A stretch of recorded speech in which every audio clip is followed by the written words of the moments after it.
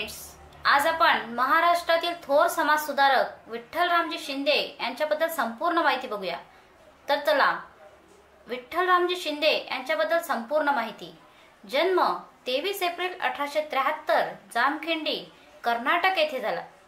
त्यांचा मृत्यू 2 जानेवारी 1944 साली झाला।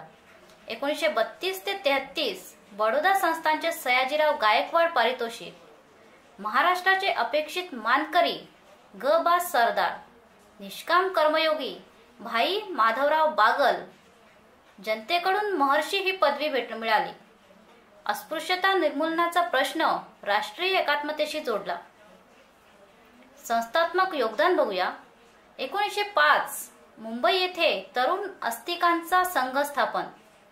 18 ऑक्टोबर 1906 डिप्रेस्ड क्लास मिशनची मुंबई येथे स्थापना। पहिले अध्यक्ष न्यायमूर्ती चंदावरकर। 1910 जेजुरी येथे मुरळी प्रतिबंधक चळवळ।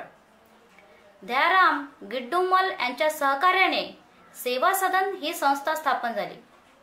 अनाथाश्रम रावजी भोसले यांच्या सहकार्याने पंढरपूर येथे देवदासी प्रथा व व्यसनमुक्ती कार्य। ब्राह्मण समाजाच्या प्रचारासाठी बाह्य पोस्टल मिशनची स्थापना। 23 मार्च 1918 अस्पृश्यता निवारक संघ। 1918 मराठा समाजात जागृती निर्माण करण्यासाठी मराठा राष्ट्रीय संघाची स्थापना। 1920 पुण्यातील दुष्काळ पीडितांसाठी दुष्काळ आपत्ती निवारण संस्था। 1937 स्त्रियांसाठी अहिल्याश्रम। 1923 तरुण ब्रह्म समाज संघ। 1937 बहुजन पक्षाची स्थापना। स्त्रियांसाठी आर्य महिला समाज, कौटुंबिक उपासना मंडळ, वृद्धांसाठी संगत सभा। आता लेखन बघूया। प्रार्थना समाजाच्या सुबोध पत्रिकेत लेखन। 1903 प्रार्थना समाजाच्या सदस्यांसाठी उपासना हे साप्ताहिक। 1903 एम्स्टरडॅम येथे जागतिक धर्म परिषदेत हिंदुस्थानातील उदार धर्म हा निबंध वाचला। थिएस्टिक डायरेक्टरी जागतिक उदार धर्माची माहिती सांगणारा हा धार्मिक ग्रंथ लिहिला।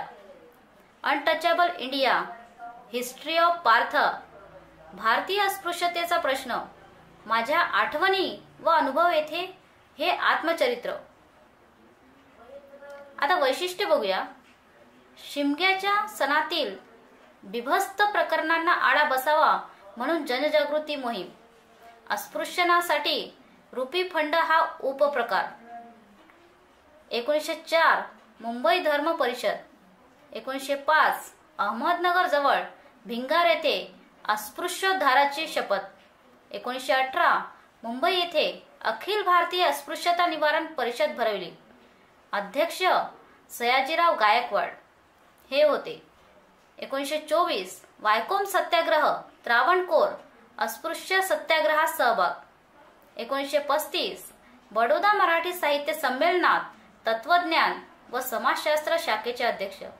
स्त्रियांच्या सर्वांगीण प्रगतीसाठी जपानमधील विद्यापीठाच्या धर्तीवर भारतात महिला विद्यापीठे व्हावीत असे त्यांचे मत होते। शाहू महाराजांनी शास्त्र जगद्गुरुपदी मराठा व्यक्ती नेमल्याबद्दल निषेध केला। Thank you.